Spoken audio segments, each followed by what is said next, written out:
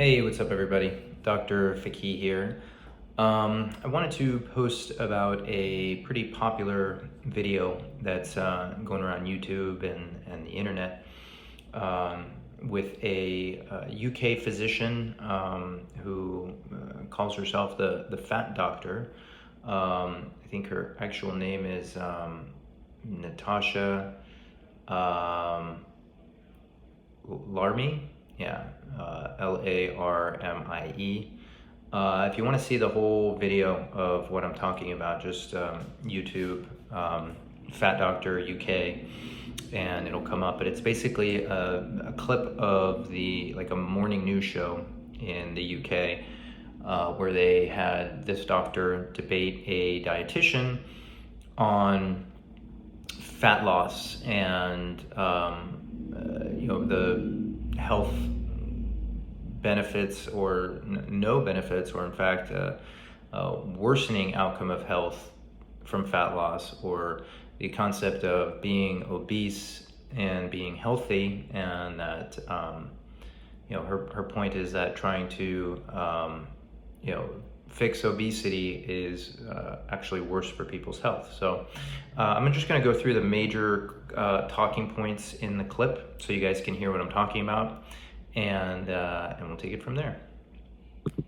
Topic, isn't it? This idea that weight loss is a good thing. Most of the evidence out there shows that weight loss is actually not good for our health. In fact, if you want to pretty much guarantee that you're going to be heavier 5 years from now, the best thing that you can do is go on a diet, because that's actually the greatest predictor of weight gain, is going on a diet. The weight loss industry is going to try and convince you that I'm wrong, because they don't want to acknowledge the fact that actually most people, when they go on a diet, actually end up gaining weight over 5 years. So in the first year, absolutely, you can lose weight, but within 5 years, you tend to gain it back again. And that's how the weight loss industry operates. That's where they make their money, because you lose weight and then you gain it back, and then you have to go to another weight loss program. I think you've lit the blue. Okay, so essentially, weight loss is bad because ultimately it results in more weight gain, and that because it results in more weight gain, that you shouldn't try to lose fat and or lose weight. So we'll talk about that in a bit. So the next talking point. Being a bit slow, but you're going to have to explain to me why you feel it's actually a good thing to be fat. Well, and Natasha, I think you should answer that. I mean, you've actually gone further to say that opinions like Steve are discriminating. Absolutely. I think there's lots of things we have to understand here. First of all, health is not just physical. Okay, health it's mental, it's emotional, it's spiritual. And the second thing that we have to appreciate is that health is a privilege that you're born into. It is not an achievement from losing weight by diet and exercise. And I'm sorry, I'm just going to have to explain that. So basically, what all of the evidence shows is that when you're born into an affluent home, when you're born white, when you're born male, when you're born able-bodied, when you're born cisgender or heterosexual, all of those things mean that you are more privileged and your health will automatically be better, irrespective of your weight. And that's unfortunately difficult for people like Steve, because of course, Steve likes to blame the individual and say that weight loss is something that we can do. But we actually have all the data to show that it's not something. And we've also got the data to show. Okay, so second major argument that she has is that, your weight is essentially inherent, that your parents and where you were born, and I guess the class that you're born in, is the biggest determinant of your weight, and not just weight, your overall health. And so it's kind of implying that to make any attempts to fix or correct your health are pretty much mute, and that you can't control it, and so focus on the other factors of health, like spiritual and mental health, and because the physical aspect of health is essentially out of your hands. Okay, next topic. Natasha, I mean, you have already on social media, and this is part of a movement actually to do this, which is to censor the word obesity, and within the word obesity you put an asterisk there so you don't actually write the word. Why have you decided to do that? Well, because what Steve is accusing me of is actually absolutely correct. I look at the evidence, and it makes it very clear that you cannot tell whether a person is healthy just by weighing them and measuring their body mass index. There are lots of studies that show, in fact, there's one study that showed that 50% of people with a BMI of over 25 are actually healthy, and 30% of people who have got a BMI under 25 are not healthy. And so actually what I do when I'm at work is I never call people obese, because I know how triggering that word is. I know that obesity, that word, has contributed to a lot of weight stigma, and what that's done is so dangerous in the medical profession. My colleagues are not giving obese patients the same treatment that they're giving to their thin patients. However, Natasha, Steve. So her third argument is essentially that you can be healthy and obese, and that you can be unhealthy and be at a normal weight. So I'm gonna go through the three arguments, and I'm gonna actually start with the last one first. This concept of you can be healthy and obese. Now there is a term in the medical literature that's called metabolically healthy obese. The problem is there's no real clear definition of what defines that term, and in fact, there's no clear definition of what defines health. So for her to say that, a study showed that 50% of people who are obese are healthy, we have no clear definition of health in the medical terminology, and so it really just depends on who you ask. Now, the study that she's referring to basically looked at the markers of metabolic syndrome, which if you look at my previous videos, is something that I mentioned because I think it's very important to know. But metabolic syndrome is basically made up of 5 traits, and it's the presence of hypertension, the presence of abdominal obesity, the presence of high triglycerides, the presence of low good cholesterol, your HDL, and elevated blood sugar. So those are the markers of metabolic syndrome. Now, they did a study recently that basically said 12% of the US population has none of those. So only 12% would most doctors, or at least doctors who consider things like longevity, resiliency, things like optimal health, will say that having any of those markers, you can call somebody healthy. No, you can say maybe they're not sick, or they're not sick yet, or they don't have any significant disease. But if you want to call somebody healthy, I think it's clear that you wouldn't want them to have any of those. Now, the study that she's referring to, that's saying 50% of people are metabolically healthy, obviously they took out the one abdominal obesity, but they also allowed for another marker to be elevated. So so basically 50% of people who are obese has at least high triglycerides, or high blood pressure, or high blood sugar, or a low HDL, with which any doctor in the right mind who really understands the concept of health, longevity, and resiliency will not call that healthy. So when you look at the actual markers of metabolic health, and even if you were to say, okay, we'll take out the obesity marker, how many people who are obese, what percentage of the population that is obese has none of those other 4 markers of metabolic syndrome? It's less than 10%. It's very, very low. And if you're going to go out and say that, we should not call anybody obese, or we should not say that obesity is bad because 10% of the population is healthy, and obese, that's like saying, we shouldn't recommend seatbelts because there's a small subset of the population that, doesn't get hurt in a car accident, even though they weren't wearing a seatbelt. Really, it's kind of absurd. It's not considering the actual data showing that, most obese people become obese by following unhealthy habits that contribute to metabolic syndrome.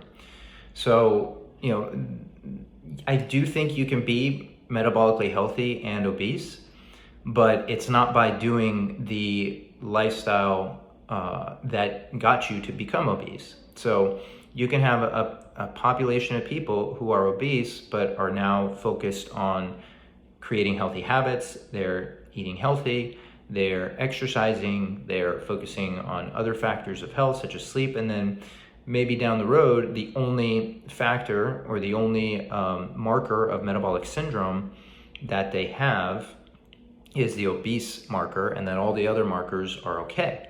Now, is that metabolically healthy? I think it's very close, but obesity in and of itself has its issues. And I promise you that most people who are obese probably have an elevated fasting insulin level. If you look at my previous videos, I talk about the importance of fasting insulin as one of the major markers for metabolic health. In fact, I think it's something that should be included in the metabolic syndrome criteria because I think it's way more indicative of someone's metabolic health. When you have a fasting insulin level above 5, it's essentially too high. Anything above 10 is insulin resistance. It basically means that your cells are not responding to the available insulin around, and because of that, your pancreas is secreting more insulin. So, I guarantee you that the majority of obese people, regardless of the other markers of metabolic syndrome, have elevated fasting insulin levels. And so again, why is this a problem? Well, for one, elevated fasting insulin levels, or having high levels of insulin all the time, increases your risk of cancer, increases your risk of cardiovascular disease because the actual arteries begin to thicken. It increases your risk of type 2 diabetes, which have all sorts of issues associated with it. So to go out and say that 50% of the obese population is healthy, you're using a very, very loose criteria of what healthy is. And quite frankly, I think you're misleading the population in a way that is not, it's just not right. I mean, if people want to be healthy, but they're told that they can be healthy by still having these markers of metabolic syndrome, then you're doing them a disservice. So that would be my main argument with that part. Her second argument, health is essentially inherent, meaning we're born with the health that we're going to have because of our parents and because of our socioeconomic status that we are born into.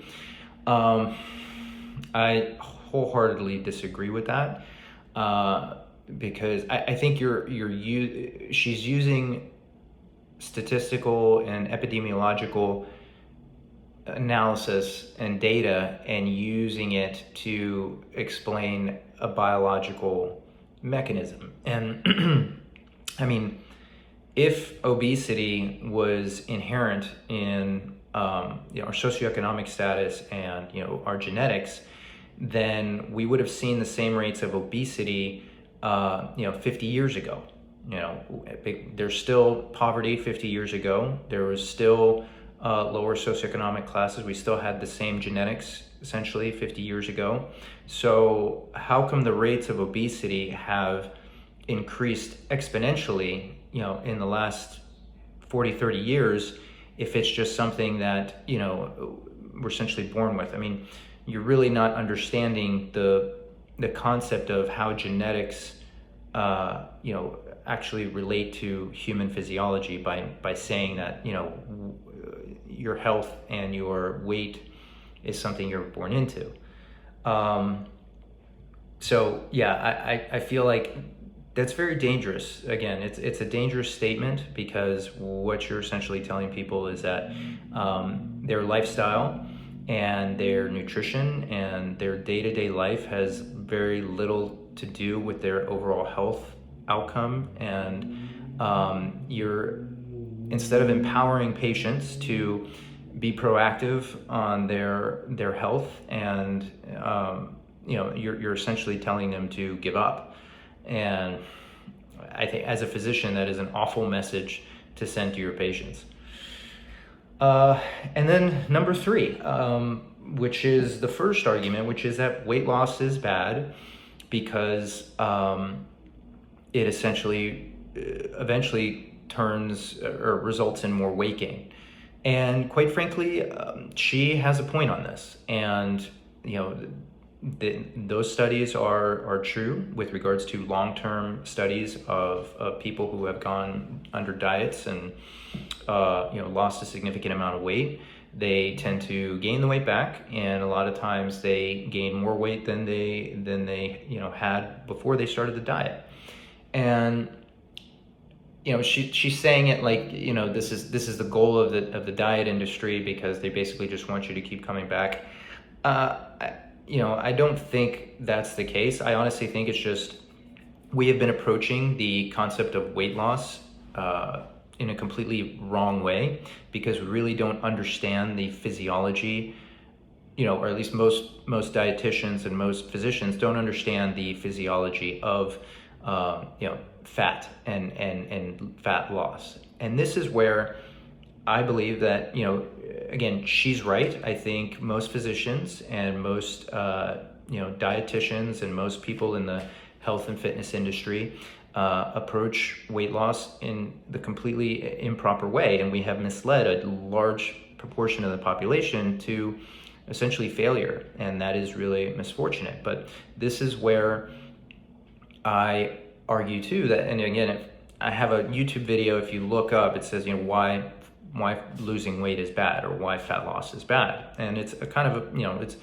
it's a little bit of clickbait, but it's essentially the same idea that she has, but I explain why. And the reason most cases of fat loss or dieting fails is because our body does not want to lose weight. Our body is designed over hundreds of thousands of years of human evolution to do one main thing, and that is to fight famine. Okay, essentially to battle starvation. And so it's been very, very short term, or very recent, that we have been able to completely solve the starvation problem or the famine problem, where now we have more people dying of caloric excess than we have people dying of caloric insufficiency. So our bodies have not been able to adjust. So this idea that all of a sudden now we're trying to tell our bodies that no, we want to get rid of the fat because we have so many calories around, our body doesn't understand that. So anytime you try to lose fat, your body looks at it as a stressor, looks at it as, oh crap, we're in famine, we gotta hanker down, hold on to as much fat as possible, increase appetite as much as possible, lower metabolism as much as possible. And they've actually shown that your fat cells become inflamed when you shrink them too much and too fast. And there's an entire internetwork of connective tissue around your fat cells that essentially is pulling on your fat cells to kind of re-expand. And so,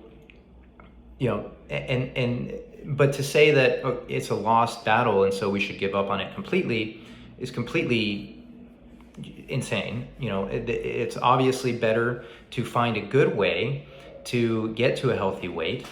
And in order to do so, we have to change the approach of how we manage obesity and being overweight. And one is to not focus on the scale, okay? So how much you weigh has very little to do with your metabolic health, because what we want to focus on is body composition, okay? So the goal should always be to have more muscle and have less fat. Why? Because more muscle essentially allows your body to burn more calories when you're at rest, okay? And when you live in a world that is very abundant in calories, what you want to be able to do is to burn calories while you're just sitting around not doing anything. And the amount of muscle mass you have is going to significantly improve the ability to do that. Two, the rate at which we lose fat is also very important too, to reduce that level of inflammation. So this idea of, lose 20 pounds of fat in a month, or lose, 70 pounds of fat in 4, that's a terrible idea. It's a terrible idea, because what you're essentially doing is creating more stress on your body, and it's essentially going to turn around and bite you, and you're not going to be able to overcome the amount of appetite increase that you're going to have and the drop in metabolism that you're going to have, no matter how much willpower you have. I mean, unfortunately, we have turned weight loss and health as a matter of willpower, and unfortunately, it really should not be that way. I mean, you look at other species of animals. It's not, the ones with the most willpower have, the ones that are, essentially healthy, or, it doesn't work that way. So, we need to approach things differently. And so my major recommendations for patients who are obese, who are overweight, are resistance training. Okay, we need to get out of the mentality that resistance training is just for bodybuilders and athletes. No. Resistance training is the one thing that you can physically do on a day-to-day basis, or incorporate into your daily lifestyle, that is going to significantly increase your metabolic health and increase your longevity because of reduction in frailty. Okay, and then the other thing too is, when you are focusing on fat loss or weight loss, the rate of fat loss is very important, because you want to reduce that amount of inflammation. So anything quicker than 1.5 pounds of weight loss per week, you're not losing fat, you're losing muscle. Okay, so if you're losing 5 pounds per week or 10 pounds per week, most of that is muscle, and which means you're essentially ruining your metabolism, and you're going to gain that weight back. And it's not going to be muscle that you're going to gain back. You're going to likely gain it back as fat. So the rate of weight loss is very important, which is why weighing yourself every day is important. Even though you're not measuring how much you weigh, you're measuring the rate of weight change. Okay, and so that is why we use scales. So yeah, I mean, that's my 2 cents, probably more than 2 cents, 10, 20 cents on this whole thing.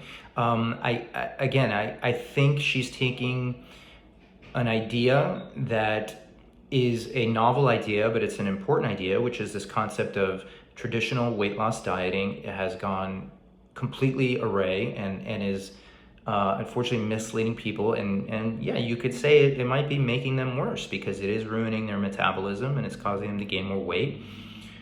But to say that we should just throw up our hands and give up, I think that's just a bad message to send. So yeah, I'll leave it there. I am going to make this video also into a podcast format, which I'm trying to develop.